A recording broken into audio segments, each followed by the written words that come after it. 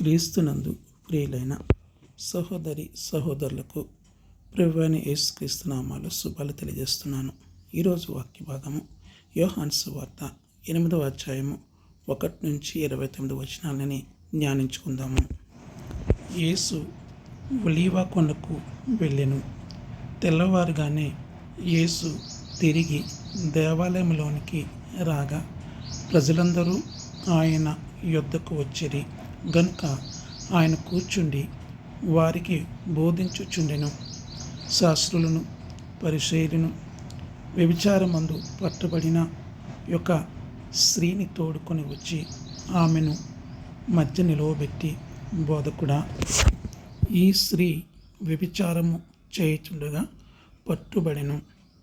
అట్టివారిని రాళ్ళు రువ్వి చంపవలెనని ధర్మశాస్త్రములో మోషే మనకు ఆజ్ఞాపించెను గదా, అయినను నీవేమి చెప్పుచున్నావని ఆయనను అడిగిరి. ఆయన మీద నేరము మోపవలనని ఆయనను శోధించుచు ఇలాగున అడిగిరి. అయితే యేసు వంగి నేల మీద వ్రేళ్ళుతో ఏమో వ్రాయుచుండెను. వారాయనను పట్టు వదలక అడుగుచుండగా ఆయన తల ఎత్తి చూచి, మీలో పాపము లేనివాడు మొట్టమొదట ఆమె మీద రాయి వేయవచ్చునని వారితో చెప్పి మరలా వంగి నేల మీద వ్రాయుచుండెను. వారా మాట విని పెద్దవారు మొదలుకొని చిన్నవారి వరకు ఒకని వెంట ఒకడు బయటికి వెళ్ళిరి. యేసు ఒక్కడే మిగిలెను. ఆ స్త్రీ మధ్యను నిలవబడి ఉండెను. యేసు తల ఎత్తి చూచి, అమ్మా, వారెక్కడ ఉన్నారు? ఎవరునూ నీకు శిక్ష విధింపలేదా అని అడిగినప్పుడు ఆమె, లేదు ప్రభువా అనెను. అందుకు యేసు, నేనును నీకు శిక్ష విధింపను. నీవు వెళ్ళి ఇక పాపము చేయకుమని ఆమెతో చెప్పాను. మరలా యేసు, నేను లోకమునకు వెలుగును. నన్ను వెంబడించువాడు చీకటిలో నడవక జీవపు వెలుగు కలిగి యుండునని వారితో చెప్పెను.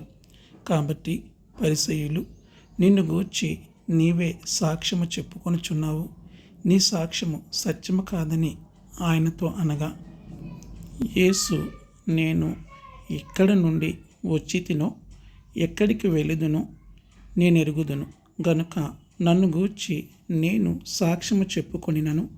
నా సాక్ష్యము సత్యమే. నేను ఎక్కడి నుండి వచ్చుచున్నానో ఎక్కడికి వెళ్ళుచున్నానో మీరు ఎరుగరు. మీరు శరీరమును బట్టి తీర్పు తీర్చుచున్నారు. నేనెవరికిని తీర్పు తీర్చను. నేను ఒక్కడనై ఉండగా నేనును నన్ను పంపిన తండ్రియు కూడా నున్నాము కనుక నేను తీర్పు తీర్చినను. నా తీర్పు సత్యమే. మరియు ఇద్దరు మనుష్యుల సాక్ష్యము సత్యమని మీ ధర్మశాస్త్రంలో వ్రాయబడి ఉన్నది కదా. నన్ను గూర్చి నేను సాక్ష్యం చెప్పుకొని వాడను. నన్ను పంపిన తండ్రియు నన్ను గూర్చి సాక్ష్యం ఇచ్చుచున్నాడని చెప్పెను. వారు, నీ తండ్రి ఎక్కడ ఉన్నాడని ఆయనను అడగగా, యేసు, మీరు నన్నైనను నా తండ్రినైనను ఎరుగరు. నన్ను ఎరిగియుంటిరా, నా తండ్రిని కూడా ఎరిగియుందురని వారితో చెప్పెను.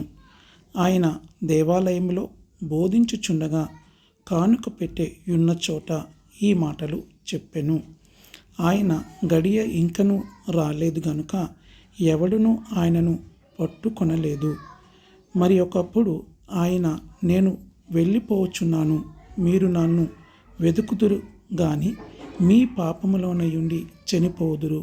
నేను వెళ్ళి చోటికి మీరు రాలేరని వారితో చెప్పాను. అందుకు యూదులు, నేను వెళ్ళి చోటికి మీరు రాలేరని ఈయన చెప్పుచున్నాడే, తన్ను తానే చంపుకొనునా అని చెప్పుకొనుచుండిరి. అప్పుడు ఆయన, మీరు క్రిందివారు, నేను పైనుండి వాడను. మీరు ఈ లోక సంబంధులు, నేను ఈ లోక సంబంధుడను కాను. కాగా మీ పాపములోనే యుండి మీరు చనిపోవుదురని మీతో చెప్పి తిని, నేను ఆయననని మీరు విశ్వసించని ఎడల మీరు మీ పాపములోనే ఉండి చనిపోదురని వారితో చెప్పెను. కాబట్టి వారు, నీవెవరవని ఆయన నడుగగా యేసు వారితో, మొదటి నుండి నేను మీతో ఎవడనని చెప్పుచుంటినో వాడనే. మిమ్మును గూర్చి చెప్పుటకును తీర్పు తీర్చుటకును చాలా సంగతులు నాకు కలవు గాని నన్ను పంపినవాడు సత్యవంతుడు. నేను ఆయన యొద్ద వినిన సంగతులే లోకమునకు బోధించుచున్నానని చెప్పెను. తండ్రిని గూర్చి తమతో ఆయన చెప్పెనని వారు గ్రహింపక పోయిరి. కావున యేసు, మీరు మనుష్య కుమారుని పైకెత్తినప్పుడు నేనే ఆయననియు, నా అంతటా నేనే ఏమీ చేయక తండ్రి నాకు నేర్పినట్టు ఈ సంగతులు మాట్లాడుచున్నాననియు మీరు గ్రహించెదరు. నన్ను పంపినవాడు నాకు తోడై ఉన్నాడు. ఆయనకిష్టమైన కార్యము నేను ఎల్లప్పుడూ చేయుదును కనుక ఆయన నన్ను ఒంటరిగా విడిచిపెట్టలేదని చెప్పాను. ఆమెన్. ప్రార్థన చేసుకుందాం, ఏకీభవించండి. మమ్మల్ని మిక్కిలి ప్రేమతో ప్రేమిస్తున్న పరలోకపు తండ్రి, మీ బంగారు పాదములకు శిరస్సు వంచి నమస్కారం చేయుచున్నాను. తండ్రి, గడిచిన కాలం ప్రభా మీరు మమ్మల్ని కృపలో కాచి కాపాడి రక్షించారు ప్రభా, మీకు స్తోత్రాలు. ఇచ్చిన ఈ మరుదినం బట్టి మీకు స్తోత్రాలు చెల్లించుకొంచున్నాను. ఇచ్చిన వాక్య భాగం బట్టి మీకు స్తోత్రాలు. తండ్రి, ఇక్కడ ఉన్నటువంటి గూఢార్థాన్ని ప్రభా నీ బిడ్డలు చదివి ఉండగా వారికి నాయన బోధించమని ప్రార్థన చేస్తున్నాను. నాయన వాక్యము ద్వారా నెమ్మది దయచేయమని ప్రార్థన చేస్తున్నాను. వాక్యపు వెలుగులో నడిపించమని ప్రార్థన చేస్తున్నాను. కుటుంబంలో ప్రతి అవసరతను తీర్చమని ప్రార్థన చేస్తున్నాను. సంతానాన్ని దీవించండి, ఉద్యోగాన్ని దీవించి ఆశీర్వదించి బలపరచండి.